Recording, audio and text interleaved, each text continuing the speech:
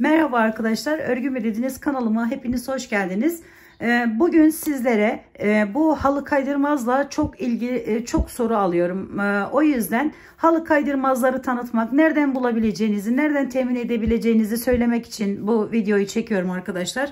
Şöyle bir de halı kaydırmaza tunus işi yaptığımız zaman boyutu sığmaz diyen arkadaşlarım için küçük bir de deneme çalışma yapmak istiyorum. Bakın ben yaptım, tunus işi olarak yaptım ve şimdi bunu da sizlerle paylaşacağım.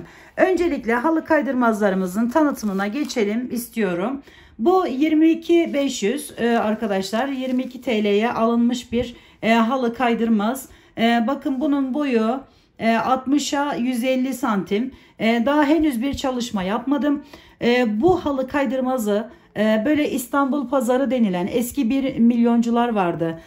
O tarz yerlerden rahatlıkla bulursunuz arkadaşlar. İstanbul pazarı, Kadıköy pazarı, Tahtakale, o tarz yerlerde bundan temin edebilirsiniz. Bakın daha delikleri küçük ve kalın bir dokusu var.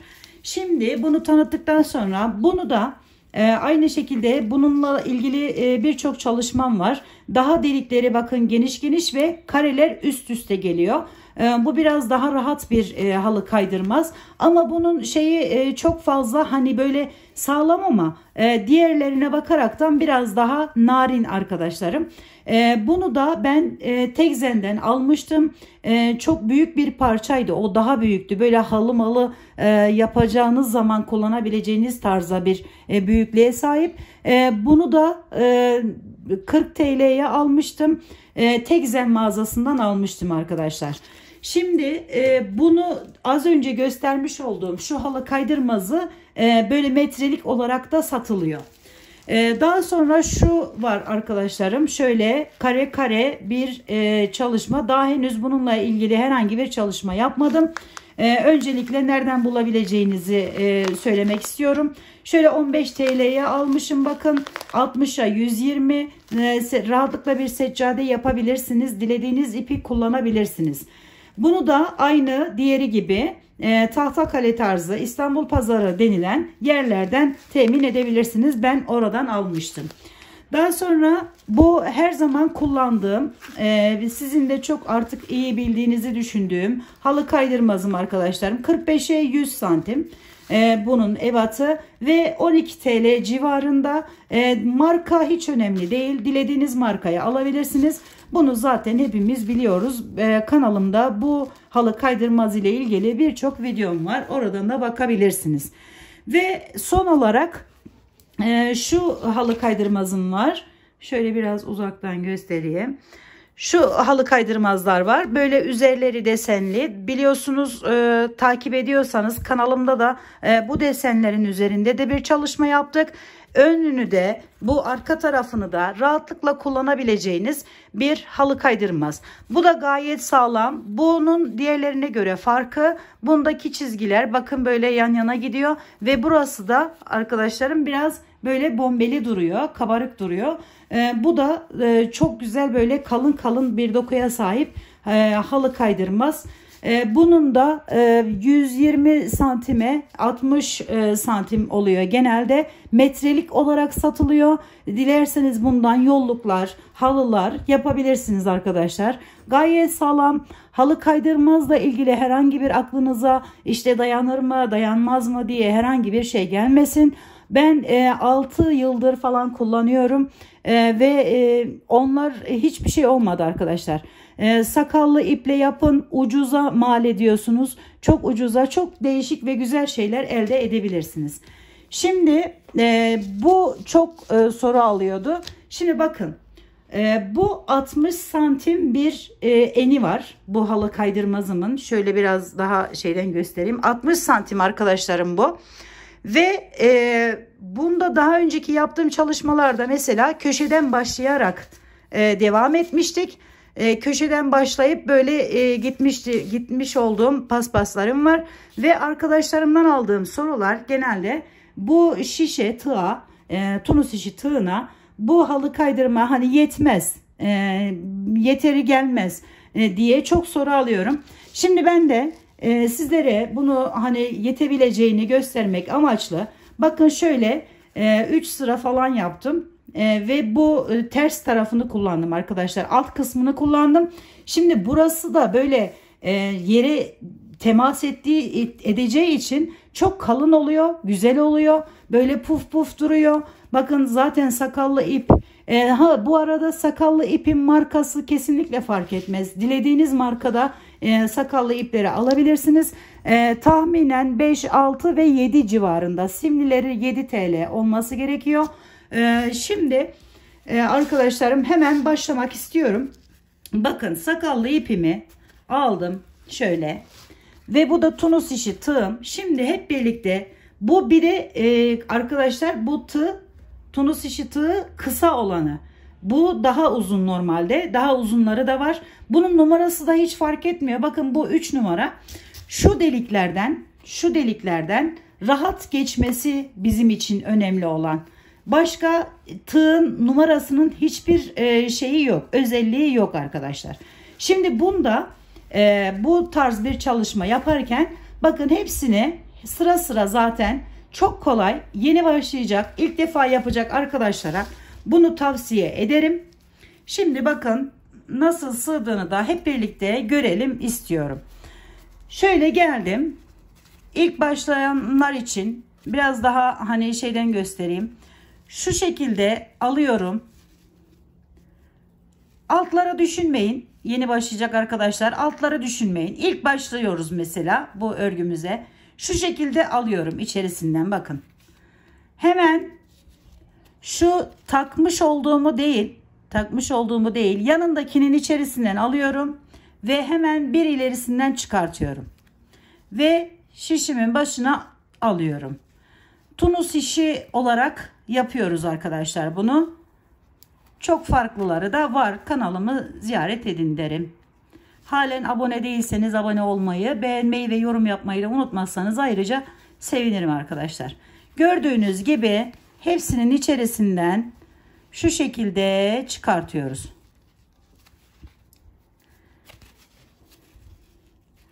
Çok kolay bir yapımı var. Tunus işini ben zaten çok seviyorum da ayrıca. Şu şekilde bakın.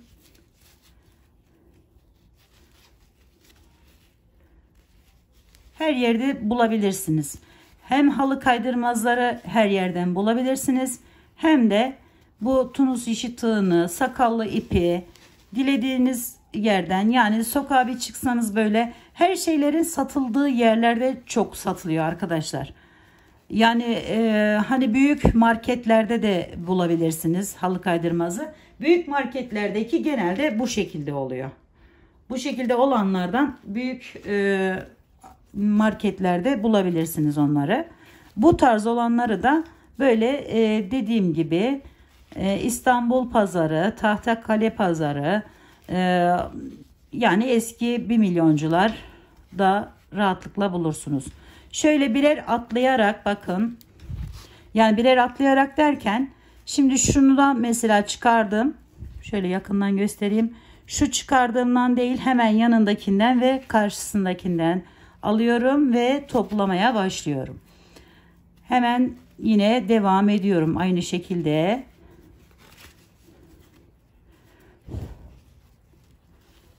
Şöyle bakın.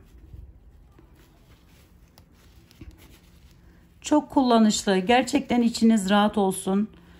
Severek kullanıyorum. Sadece şey oluyor.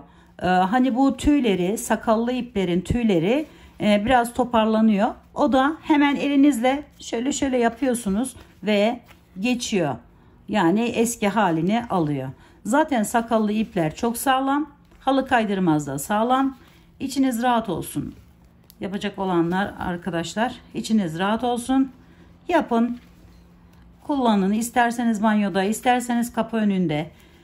Dilediğiniz şekilde kesme imkanına da sahipsiniz. Yani dilediğiniz yerlerinden kesip böyle değişik değişik de yapabilirsiniz. Yuvarlak da yapabilirsiniz. Yani çok kullanışlı bir çalışma oluyor. Ve zevkli de bir çalışma arkadaşlarım. Yani hoş, böyle zaman geçiriyor. Ortaya güzel şeyler çıkıyor.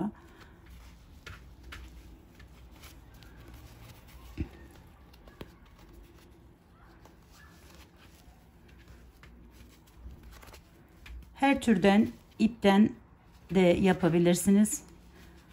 Kadife iple bu şey de güzel oluyor. Tunus işi olan da güzel oluyor.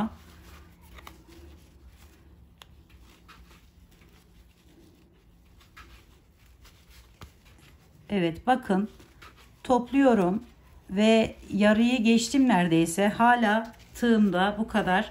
Şöyle zaten büzüşüyor, yani hani toparlanıyor. O yüzden şişe sığmama gibi bir ihtimali yok arkadaşlar. Ve rahatlıkla şişinize de sığar ve rahatlıkla örebilirsiniz. Zaten diğerinde daha az, hani böyle bu kadar büyük de olmuyor.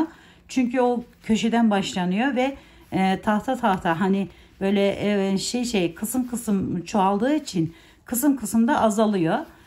En uzun yeri bu, hani diklemesine, yani böyle enlemesine olan kısmı ve orayı da gördüğünüz gibi şişimiz gayet rahat, tığımız, tunus işi tığımız gayet rahat bir şekilde alıyor. Şöyle topluyoruz.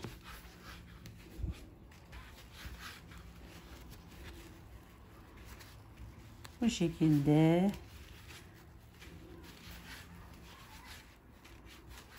hemen bir yanından alarak devam ediyoruz. Bunu diğer tarafına da yapabilirsiniz. Hani illaki bu taraftan bu şekilde yapacaksınız diye bir şey yok. Diğer tarafı da yapabilirsiniz ama şöyle bir şey var. Diğer tarafı hani kabartmalı olduğu için yere daha güzel temas edecektir.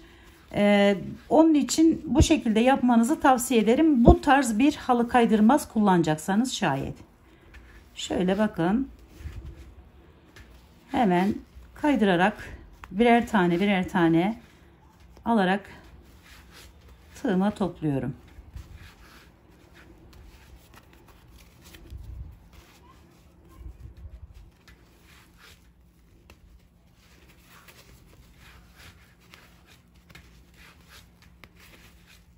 Şöyle.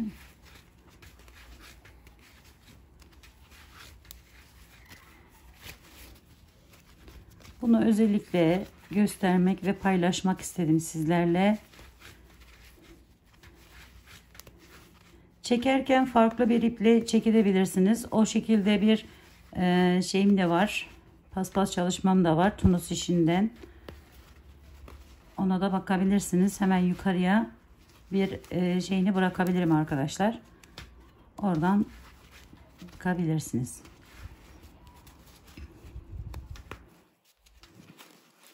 Bakın topluyorum. Ve yanından devam ediyorum. Gördüğünüz gibi tığım, tunus işi tığım, bir boy küçüğü olmasına rağmen 60 santimlik halı kaydırmazın tamamını aldı arkadaşlar. Evet. Bakın şöyle. Şimdi çekmeye başlıyoruz. İlkini tek çekiyorum her zamanki gibi. Diğerlerini şu şekilde ikişer.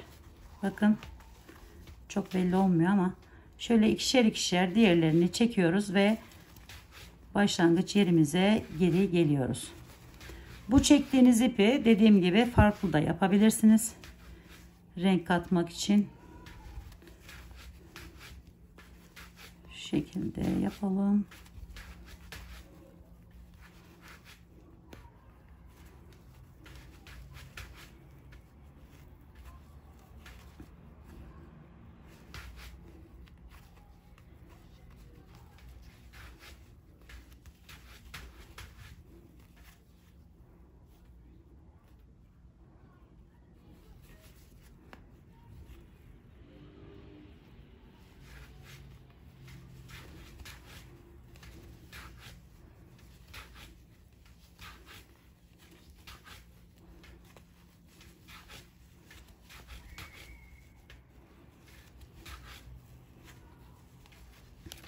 Evet. Bu şekilde devam ediyoruz.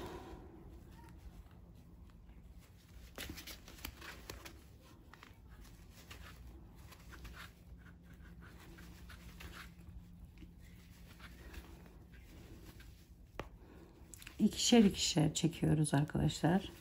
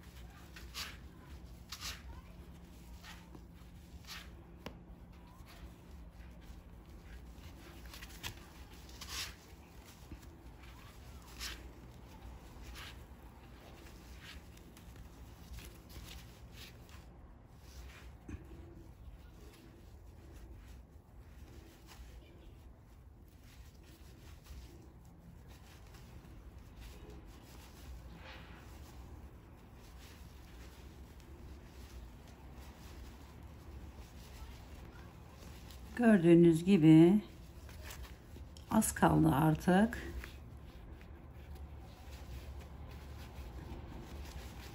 Yeni yapacak olan arkadaşlarım için bu videoyu çekmek istedim. Bir bakıma bilgilendirmek amaçlı. Çünkü çok soru alıyorum gerçekten, halı kaydırmazı nereden alıyorsunuz gibi, bu buna sığmaz gibi. Aklınızdaki bütün soruları bu şekilde gidermiş oluruz inşallah.